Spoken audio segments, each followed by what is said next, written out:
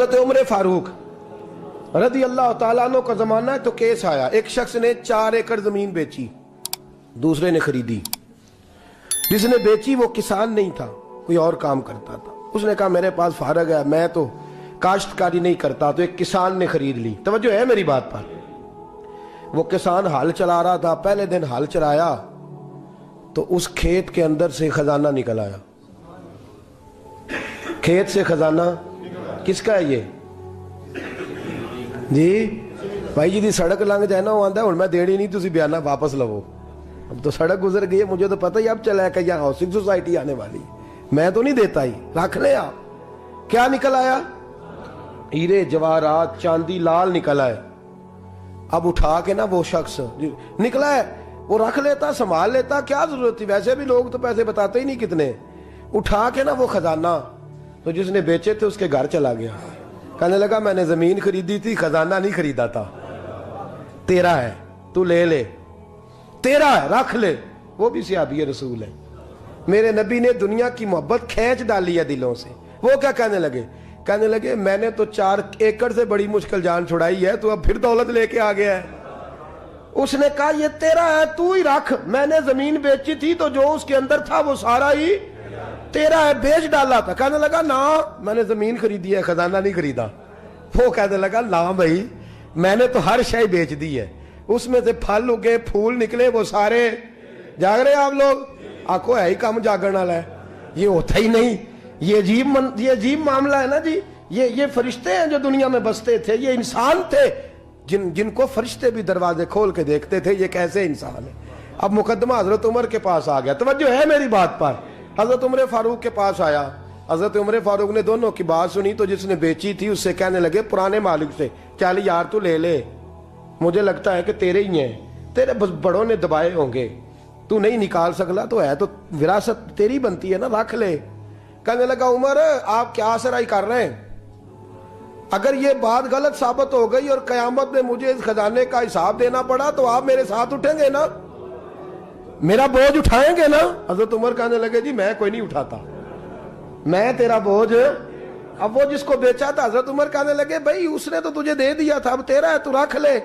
کہنے لگا عمر آپ قیاس کر رہے ہیں، آپ قیاس کر رہے ہیں، اگر قیامت والے دن میں پھنس گیا تو میں آپ کا نام لے لوں اللہ کی بارگاہ میں؟ حضرت فاروق اعظم نے نا سر پکڑ لیا، فرمایا میں فیصلہ ہی نہیں کرتا، تم حضرت ابی بن کعب کے پاس جاؤ رضی اللہ ہو۔ حضرت ابی بن کعب کے پاس آئے اور آ کے ان دونوں نے کہا حضرت جی ہمارا ایک کیس الجھ گیا ہے۔ فرمایا وہ کیا؟ صحابہ وہ صحابہ تھے جن کی ہر صبح عید ہوتی تھی، خدا کا قرب حاصل تھا، نبی کی دید ہوتی تھی۔ حضرت ہمارا کیس الجھ گیا، حضرت عمر سے فیصلہ نہیں ہوا، آپ مہربانی۔ فرمانے لگے وہ کون سا کیس ہے جو عمر فاروق سے فیصلہ نہیں ہوا؟ وہ کون سا کیس ہے؟ کہ حضرت جی یہ معاملہ ہے، توجہ ہے میری بات پر، یہ والا معاملہ ہے کہ اس نے بیچی ہے جگہ، میں نے خریدی ہے، اب خزانہ نکل آیا، میں کہتا ہوں تیرا ہے، یہ کہتا ہے نہیں تیرا، میرا میری نہیں۔ جی یہ کون سا دور ہے؟ بولے نا وہ کون سا دور تھا؟ خیر الناس من ینفع الناس، لوگوں میں بہتر وہ جو لوگوں کے لیے نفع بخش۔ یہ کہتا ہے خزانہ تیرا ہے، میں کہتا ہوں نہیں، تو کون سا دور ہو گیا؟ تیرا تیری کا۔ حضرت سیدنا ابی بن کعب رضی اللہ تعالیٰ عنہ نے سر جھکا لیا، کہنے لگے میں فیصلہ کیا کروں، میں بہت بڑا قاضی ہوں پر یہاں میں بھی الجھ گیا ہوں۔ اب فیصلہ سنو، خوبصورت فیصلہ۔ حضرت ابی بن کعب اس سے پوچھتے ہیں بیچنے والے سے تیرے بچے کتنے ہیں؟ کہنے لگا جوان بیٹا ہے۔ خریدنے والے سے کہتے ہیں تیرے کتنے بچے ہیں؟ اس نے کہا جوان بیٹی ہے۔ کہنے لگا میں ان دونوں کا نکاح کر کے سارا سامان انہیں جہیز میں دے دیتا ہوں، ان کا نکاح کر کے سارا کچھ انہیں جہیز میں دے دیتا ہوں، تیرے گھر بھی آ جائے گا، تیرے گھر بھی۔ یہ فیصلہ سیدنا ابی بن کعب رضی اللہ تعالیٰ عنہ نے دیا۔ لوگ رو رہے تھے، کہہ رہے تھے کیا بات ہے اس فیصلے کی، کیا بات۔ ایک نوجوان تھا مینا کے بازار میں، دوڑا جا رہا ہے، ایک بابا جی اس کو ملے، بزرگ، تو ان بزرگوں کے اس نے، توجہ ہے میری بات پر آپ، ان بزرگوں کی تھیلی اس نے اشرفیوں والی چھین لی، چھین کے دوڑ گیا، کافی آگے چلا گیا تو گر گیا، جب گرا تو نظر آنا بند ہو گیا۔ لگا اللہ کے ولی کی بے ادبی ہوئی ہے اس لیے نظر آنا بند ہو گیا، بے ادبی ہو گئی، بڑا پریشان ہوا، سخت آزمائش کا شکار، کیا کروں کدھر جاؤں۔ جب بڑی سخت تکلیف کے اندر وہ گرفتار ہوا تو لوگوں سے کہنے لگا مہربانی کرو مجھے بابا جی سے معافی لے دو. گرا جو ان کی نگاہ سے وہ سنبھل نہیں سکتا. اللہ والوں کی بے ادبی اللہ کو بڑی ناپسند ہے. اللہ والوں کی بے ادبی اللہ کو بڑی ناپسند ہے. اس سے ضرور بچیں. اللہ تعالی ہمیں بچنے کی توفیق عطا فرمائے. پکڑ کے بابا جی کے پاس لائے. بابا جی معاف کر دیں, آپ کی وجہ سے آنکھیں چلیں گی. بابا جی کہنے لگے نہیں میں نے تو بد دعا دی نہیں. تو وہ کیسے؟ کہنے لگے میرے ساتھ جب کوئی مسلمان زیادتی کرتا ہے تو میں فوراً ہی معاف کر دیتا ہوں. کہا جی میرے لیے دعا کر دیں. دعا کی, بابا جی کی آنکھیں ٹھیک. بابا جی نے دعا کی, نوجوان کی آنکھیں صحیح ہو گئی. لوگ چلے گئے تو وہ نوجوان قریب بیٹھ گیا. کہنے لگا بزرگو آپ نے جو کہا میں نے مان لیا, پر ایک بات میری سمجھ میں نہیں آئی. کہا وہ کیا؟ کہا آپ کہتے ہیں میرے ساتھ کوئی مسلمان بھی زیادتی کرتا میں فوراً معاف کر دیتا ہوں. فوراً تو معافی دی جاتی نہیں, دی جا سکتی نہیں. تھوڑی دیر تو بندے کے دل کو تکلیف رہتی ہے. آپ نے جو نہیں نا بات, لوگ بریکی میں جاتے ہیں نا بہت سارے. کہا جناب بندے کے دل میں تھوڑی دیر تو تکلیف, بھئی کوئی لڑائی ہو جائے تو کہتے ہیں ابھی نہیں میں نے جانا, ذرا بات ٹھنڈی ہو جائے گی تو پھر, ابھی تو بڑی چوٹیں لگی ہیں, بڑا مسئلہ بنا ہے. یہ شعوری طور پہ لوگ ایسا کرتے ہیں. کہا فوراً کیسے آپ نے معاف کر دیا؟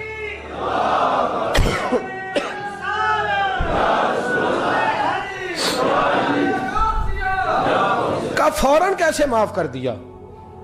تو بابا جی کہنے لگے مجھے اپنے نبی سے پیار ہی بڑا ہے صلی اللہ علیہ. ہم عشق کے بندے ہیں, کیوں بات بڑھائی ہے, محبت بڑی ہے رسول رحمت سے, پر میں کیا بات ہے.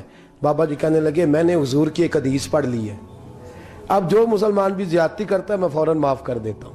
کہا وہ کیا حدیث؟ سنیں میرے دوستو, اور بزرگوں کی سوچ دیکھیں کہاں تک جاتی ہے. اور بزرگ کہنے لگے اللہ کے رسول صلی اللہ علیہ وسلم نے فرمایا ہے کہ جب تک میرے سارے امتی جنت میں نہیں جائیں گے میں بھی نہیں جاؤں گا.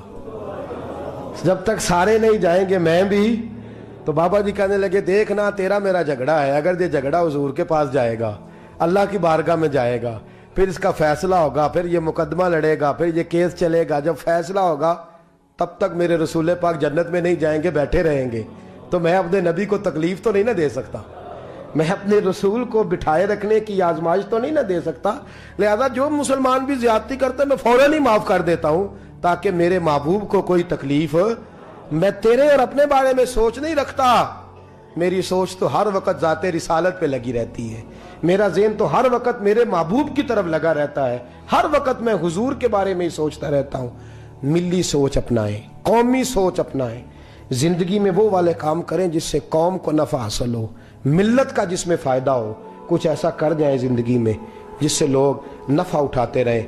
محمود غزنوی گزر رہا تھا, ایک بابا جی بڑھاپے میں ہاتھ کانپ رہے ہیں تو ایک پودا لگا رہے تھے, تو محمود غزنوی کو بڑا پسند آیا. کہا بابے کو میرے پاس تو بلاؤ. بلایا تو کہا بابا تیری عمر اب ہاتھ کانپتے ہیں, سر کانپتا ہے, راشا تاری ہے, تو نہ پھل کھا سکے گا نہ چھاؤں میں بیٹھ سکے گا. تو بابا جی آپ یہ کیوں کر رہے ہیں؟